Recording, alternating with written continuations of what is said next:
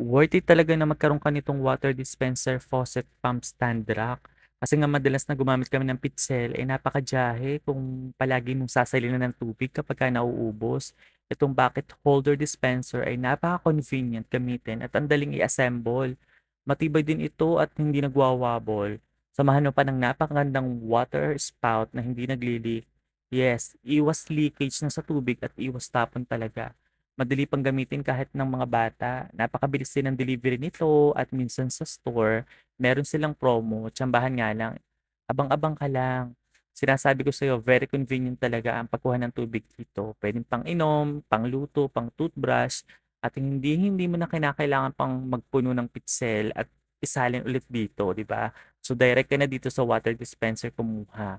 Kung mapapansin mo nga, simple and beautiful ang style nito eh, tsaka nakakatulong talaga para hindi pa kalat-kalat yung mga galon sa bahay. Kasi hindi siya kakain ng napakalaking space, kahit sa sulok lang puwedeng-puwede mo nang ilagay. At napakadami ko ng nasabi, mag-order ka na lang kaya.